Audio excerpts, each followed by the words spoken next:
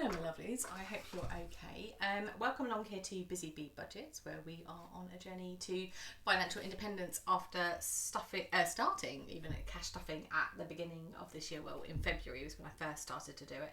So we're coming to the end of a first year of it, and obviously what a year it's been. Cost of living, interest rate rises, all of these sorts of things. So I'm just really glad that I started this journey. And my numbers are a little bit different to other people's. I'm very lucky to have a high income, but we are also in the process of potentially moving to a much more expensive house, which will hopefully be our forever home. But that's going to significantly change my budget. And I think that's going to kick in January, February next year. Anyone who's trying to move house or buy a house at the moment, no, it's just taking forever. So I'm kind of glad we're going to have our last Christmas in this house. We've been here a while, so it's nice to be able to kind of close out that and not have to worry too much about moving like before Christmas. And then after Christmas, new year, new start, and obviously new financial regime. So that's all good. So I have a big confession this week. For the first time since January, I have broken my clothing diet, and I've thought about it long and hard, and I was conscious about it. And two elements make me think it was okay to do that. So firstly, I bought items for very specific occasions I have coming up. And I'm only talking, when I say I've broken it, I think the spend was £36 on 2 dresses from Sainsbury's. So this is not like outlandish kind of, I'm not certainly not buying haute couture or anything exciting. So one was a dress that I will wear for workloads. I've got an event this week and I needed a new dress for it. Or not needed, wanted a new dress. None of this is needs. And the second is a dress that will be perfect for the Christmas season, and I will know that I will get lots of wear out of. So I actually funded it from my food budget because I was underspent this week. We've had a very light food week. So I haven't gone overspent, and I haven't used any money from other categories, but I have broken the clothing diet.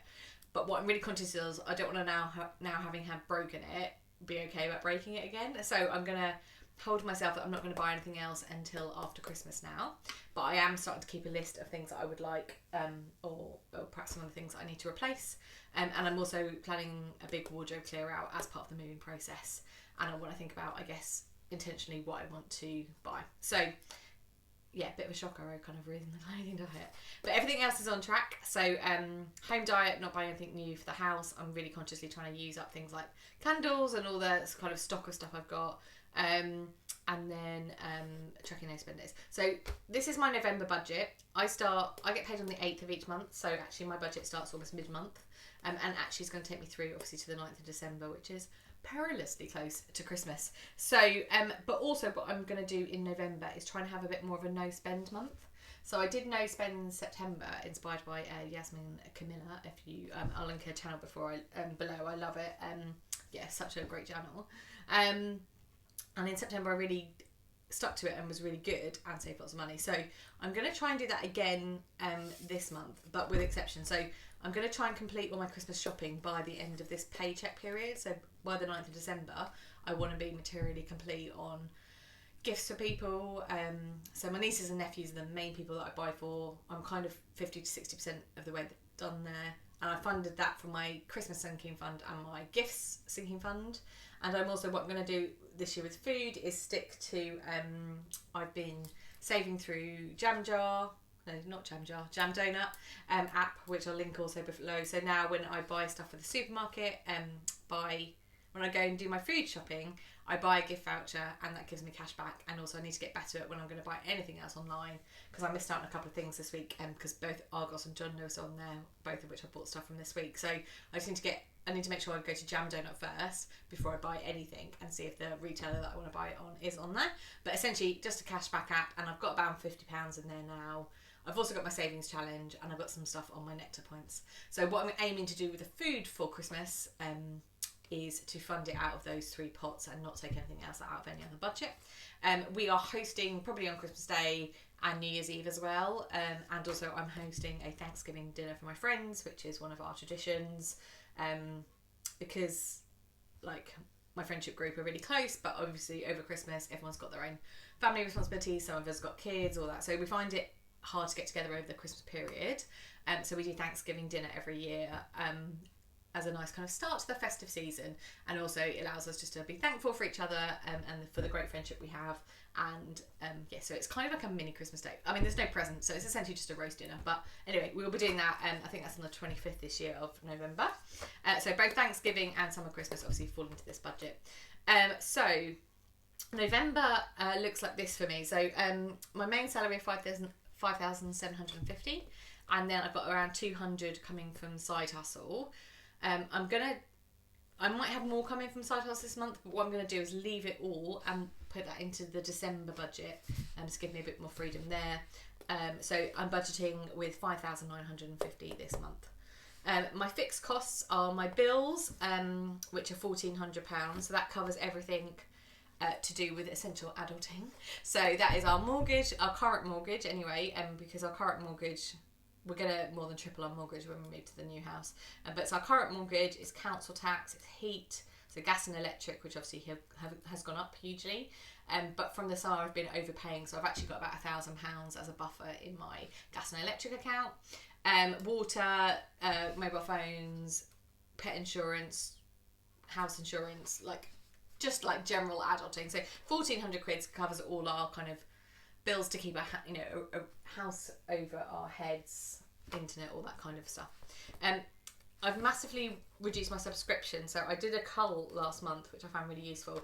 Just of all the little things you sign up to, it's like apps, and then so I went through my bank statement, I went through Apple or PayPal, all the things where just little bits of money come out, and I reduced it by about £70 just by cancelling stuff that I felt like it was either no longer needed or wasn't really a priority.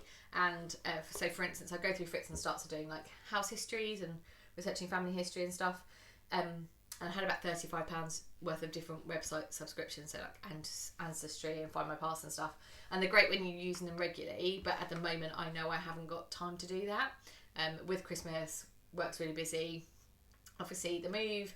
So I know it's going to be a few months really before I can spend any time really doing that, which is kind of my hobby. So I've cancelled those. I cancelled a few bits that I started during the pandemic, such as a dishwasher and washing tab subscription service. So I'm now just buying those at the supermarket. So a bit of a cull. So I'd recommend that as one of the top tips. That I reduced that by 70. I've got car tax of 12 and then loan of 750. So loan will be cleared in January, and obviously part of that money will be going to the new bills because that's going to be significantly higher. But once I know exactly when we're moving and what the bills look like in the new house, because it's all a bit up in the air at the moment, I'll be able to redo that. So 5,950 minus 2,200 gives me a carry forward of 3,750. So what I've done is a 4-week month for me this month, but obviously I know starting to head into Christmas there'll be some social stuff and some giving and bits and pieces. So what I have done is I have pared back some of this from what I was spending before. So if you look at, so October was 1,000 as well, September was 720, but I think if we go back to August was 1,230. Sorry, just flipping through my pages here. So it's been up to 1,470, I think was the highest that I did. So you can see I'm kind of really cutting back on those types of things. So I have given myself 400 for food over the month, and what I will start to do within that is obviously pick up bits for Christmas and the Christmas cupboard and those types of things. Now I know I'm probably not moving before Christmas, I can start buying those things. I didn't want to buy a load of stuff that I'd have to move, so usually I'd start a Christmas cupboard earlier, so sweets, biscuits, cheese stuff, all that kind of stuff which adds up, but I'd kind of normally do that at my weekly shop. So what I'll do from this week onwards is if I'm in the supermarket and I see something that will be nice for Christmas, I will pick it up and then put it in our sort of Christmas cupboard. Fuel I've increased to 120 this month because I've done 100 for the last couple of months and found myself running short and then borrowing money out of my other envelopes. So this month I've given myself 120. I've got quite a bit of travel to do, so I've popped that in there. Self-care I've given myself 100. So this is an area that has reduced over the year. I was putting several £100s in there some months because I was having some skin treatment and bits and pieces. So 100 going into self-care, 100 going into social.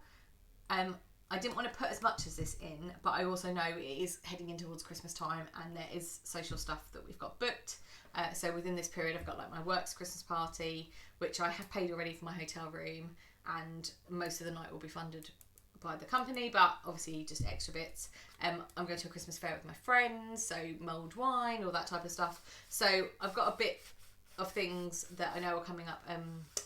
Going out for lunch with my auntie next week, so I've given myself 100, knowing that probably will actually all be spent, but it is Christmas and we've not had Christmases where we can see people for a couple of years, so I think that's money well spent. Miscellaneous is getting its usual £10 a week, so £40. Spends is £100, and again I'm going to try not to use that. What would be great is if I could save some of that and put that into my treats envelope for the new year when I do want to buy clothes, or when I do allow myself to stop buying clothes. It'd be nice to have a little bit of splurge money for that.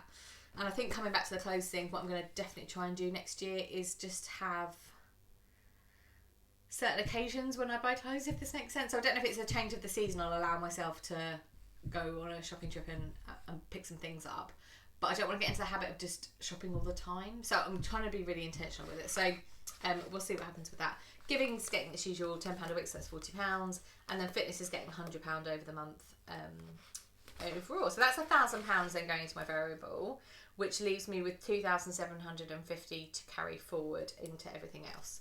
So I've got, I want to put in £1,500 to my business. This is obviously like crucial Christmas trading period, so that's just to buy stock and also some PR services. So I've already paid for that out of my main account, but this is the last month that I'm paying this. So from December, I won't be putting any more cash in the business, and in fact, I'll be looking to start pulling it back out again. So this will come back to me at some point, but just not straight away. Home, I'm going to put another £1,000 into our home account. So this is obviously dealing with costs for the move, which is starting to mount up now. So searches, and I've got people around to quote this week for like packing up the house and moving it for us. So I'm putting another £1,000 into the home sinking fund, and then 250 going into gifts to top up for additional Christmas presents and bits and pieces. So that is 5,950. It goes pretty quickly, doesn't it, when you think about it?